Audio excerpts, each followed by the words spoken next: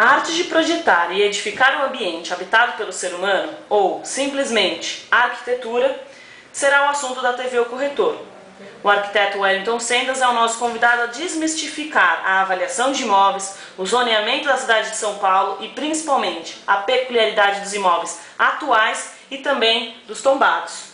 Wellington, é um prazer recebê-lo novamente na TV O Corretor. Mais uma vez eu agradeço a oportunidade de esclarecer todas as dúvidas pertinentes ao nosso meio arquitetônico.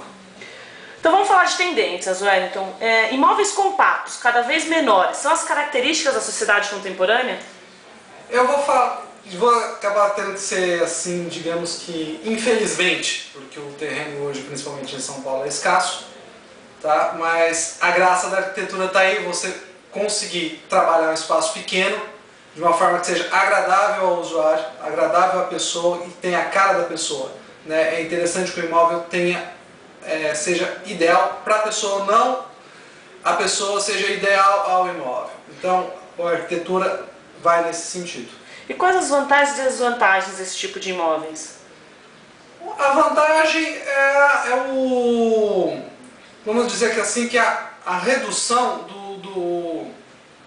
do custo da construção, você usa menos material, você trabalha melhor o espaço, racionaliza o espaço urbano, né? E a parte pior é que você tem um ambiente mais restrito, você tem que acabar dividindo ambientes, né? Mas é uma coisa da sociedade, vamos dizer assim, que contemporânea, e a gente tem que trabalhar isso aí.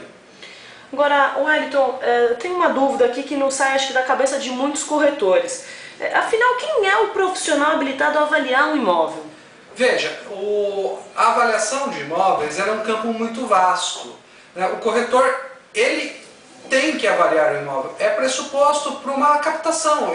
Quando ele faz a captação do imóvel, a primeira parte que você faz é uma vistoria, já é uma pré-avaliação. Agora eu tenho o seguinte, a avaliação técnica, o laudo de avaliação, sim, ele é um exercício exclusivamente da engenharia e da arquitetura.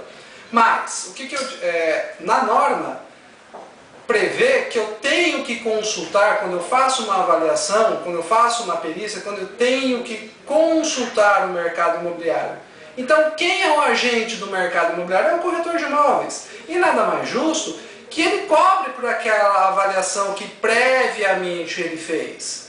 Então, se ele faz uma boa avaliação prévia, é justo que ele venda por preço. Wellington, você também desenvolve algumas atividades voltadas às pesquisas dentro do mercado imobiliário. Nós sabemos o quanto é difícil precisar valores de metros quadrados de cada região da nossa cidade de São Paulo. Por que é tão complexo, afinal, chegar a esses resultados? É uma característica da nossa cidade, né? São Paulo, você tem várias cidades em uma só, você tem várias cidades até mesmo num bairro só, né? Então você não consegue ter um padrão de valor. O que nós fazemos é ter um valor por categoria. Então eu tenho imóveis de alto padrão, tenho uma faixa de preço, imóveis de médio padrão, outra faixa de preço. E a gente anda um pouco nessa linha, mas sempre vai existir variáveis, porque as características, né, é que vão influenciar, as características do imóvel é que vão influenciar o preço dele. E como que tratar a especulação imobiliária?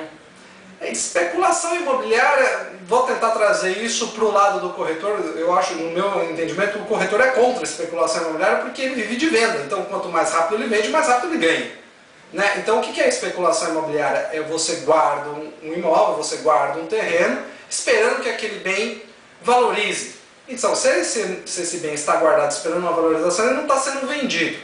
Para o corretor, vamos pensar assim, que é pior. Ele precisa ganhar o pão dele todo dia, né?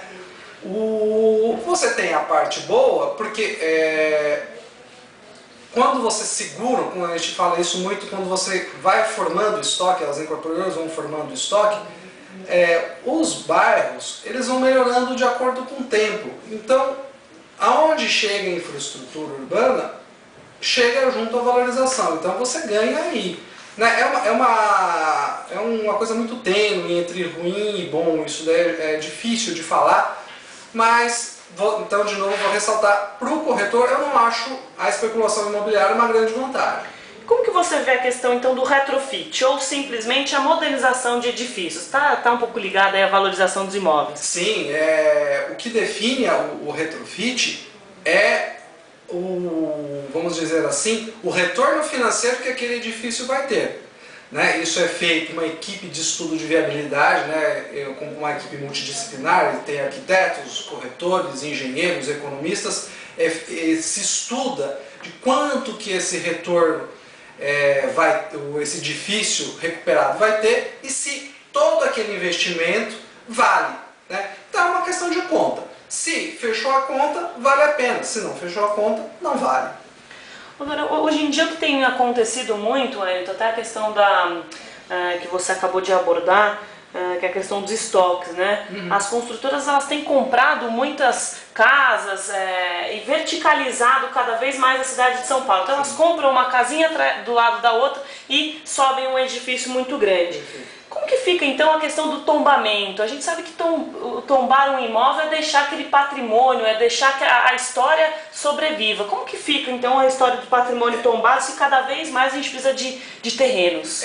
O tombamento é uma atividade muito complexa, porque o tombamento são 3 níveis de tombamento. Tá? Então você tem tombamento do edifício inteiro, você tem tombamento somente de fachada e você tem tombamento de um entorno inteiro. Tá? Então, quando eu tenho esse tombamento que é de entorno, eu guardo toda uma vizinhança. Né? Então, é difícil, se eu for falar assim, é interessante você ter um imóvel tombado hoje, dependendo de quem é dono do imóvel, não é bom. Porque você restringe, porque quando você tem um imóvel tombado, você, quando for recuperar ele, quando você for ter uma atividade de recuperação, uma manutenção que todo edifício precisa, você tem que guardar todas as características. Você precisa até contratar uma equipe especialista para uma conservação de edifício tombado. Tá?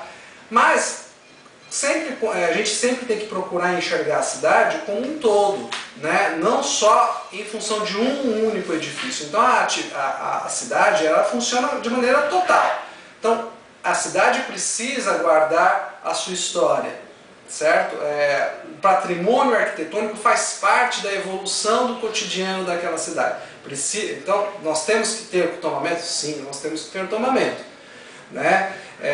Claro, você tem que fazer uma avaliação precisa do que se vale a pena ser tombado ou não. Para que a gente finalize, eu queria saber um pouquinho de como que você enxerga a questão das garagens verticais. Elas estão sendo projetadas aí para aumentar o número de vagas de zona azul na capital. Isso também é uma feridinha, né? É um calinho no pé dos arquitetos, porque a gente sempre pensa na cidade como uma paisagem urbana, né? Um contexto, uma vivência, né, entre pessoas, usos. Tá?